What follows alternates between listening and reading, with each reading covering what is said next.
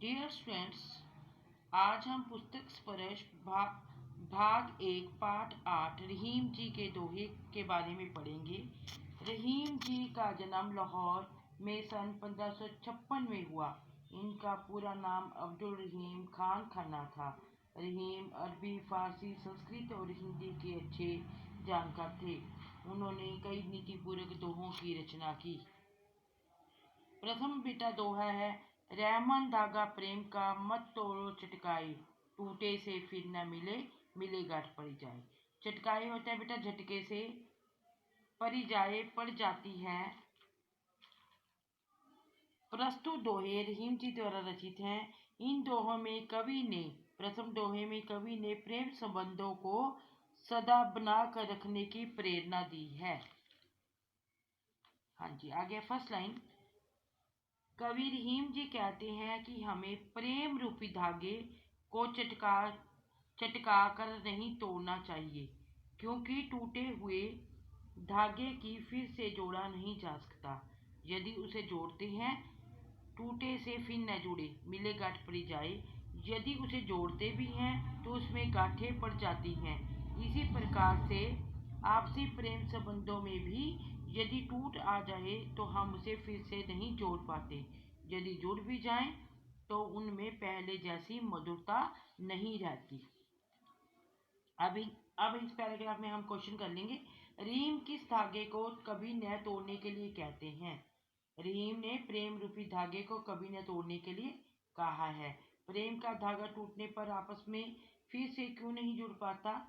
प्रेम का धागा यदि एक बार टूट जाए तो वह प्रयत्न पूर्वक जोड़ने के बाद भी भेद रूपी गांठ के में युगत हो जाता है और उसमें पहले सी सरलता और सहजता नहीं रहती। द्वितीय पद है, दूसरा दोहा बेटे, रहमन निज मन की विधा, मन ही राखो गोई, सुनी अटकेलियां लोग सब, बांटी न लहे कोई। हार्ड वर्ड अंडरलाइन कीजिए बेटा। विथा होता है बेटा व्यथा और दुख, गोए छिपाकर, अति लहे मजाक उड़ाना। इस दोहे में कवि ने समझाया है कि कभी भी किसी को अपने मन के दुख नहीं बताना चाहिए। कवि रहीम जी कहते हैं कि अपने मन का दुख अपने मन में ही छिपा कर रखना चाहिए, क्योंकि सब तुम्हारी बातें सुनकर तुम्हारा मजाक ही उड़ाएंगे। टिकेलियां होता है मजाक उड़ाना। कोई तुम्हारा दुख बांटेगा नहीं। भाव यह है कि अपने हृदय के भावों को जग जाहिर मत करो। कोई किसी के दुख को बांटता नहीं है। आगे हम थर्ड पैराग्राफ करेंगे। एक साधे सब सदे, सब साधे सब जाए, रहमन मूलती सींचबो, फूले फले अघाई। बेटा हार्ड वर्ड अंडरलाइन करो। मूली बेटा होता है जड़ में, सींचबो सिंचाई करना, अघाई होता है तृप्त। हाँ जी, अब हम थर्ड दोहे का भावार्थ करेंगे। कवि किसी एक को अपना इष्ट देव मानने की प्रेरणा इस पैराग्राफ में दे रही हैं। कवि कहते हैं कि किसी एक इष्ट देव को सेवा करने से सभी कार्य सफल हो जाते हैं, परंतु कई लोगों की सेवा करने में सब कुछ नष्ट हो जाता है। रहीम जी कहते हैं कि वृक्ष की जड़ को सींचने से ही वृक्ष पर खूब फल फूल उगते हैं, जिन्हें खा खा कर मन तृप्त हो जाता है, संतुष्ट हो जाता है। इसी प्रकार से एक इष्ट को साधने से सब कार्य सफल हो जाते हैं। इसी में से हम एक क्वेश्चन करेंगे। कवि ने दोहे में किस भाव को प्रकट किया है? कवि ने इस भाव को प्रकट किया है कि अनेक देवी देवताओं या लोगों के प्रति प्रकट किया जाने वाला जो भक्ति भाव है फलदायक नहीं होता, जबकि एक के प्रति प्रकट की जाने वाली भक्ति या निष्ठा फलदायक होती है। अब फोर्थ दोहा बेटे, चित्तरकूट में रमी रहे रहमन अवध नरेश, जा पर विपता पड़त है सो आवत जय देश। अवध रहने लायक न होना, विपता विपत्ति, विपता, विपत्ति। अवध अयोध्या को भी कहते हैं बेटा। नरेश होता है राजा, रमी मतलब रहना। प्रस्तुत दोहे में रहीम जी कहते हैं कि चित्रकूट को की महिमा का वर्णन किया गया है। जब अयोध्या जब वो श्री रामचंद्र जी 14 वर्ष के वनवास के लिए गए तो वह कुछ समय के लिए चित्रकूट में रहे थे। कवि रहीम जी कहते हैं कि अयोध्या नरेश श्री कृष्ण जी चित्रकूट में निवास कर रहे हैं। कष्ट आने पर ऐसी जगह भी जाना पड़ता है जो अनुकूल नहीं होती। जिस पर कोई मुसीबत पड़ती है वे अपने कष्टों को दूर करने के लिए दूसरों की शरण में जाता है। हाँ जी, अवध नरेश से क्या भाव है? अवध नरेश से भाव अयोध्या नरेश रामचंद्र जी से है। चित्रकूट किसका प्रतीक है? यह चित्रकूट परितात्मक शब्द है। राजा राम को वनवास के समय चित्रकूट में कुछ देर तक रहकर समय काटना पड़ा था। स्वयं नरेश होते हुए राजा होते हुए उन्हें दूसरों के भरोसे पर रहना पड़ा था। आगे नेक्स्ट पैरा है। दीर्घ दोहा अर्थ के अक्षर थोड़े आही, जू रहमन कुंडली सिमटी कुदी चढ़ी जाही।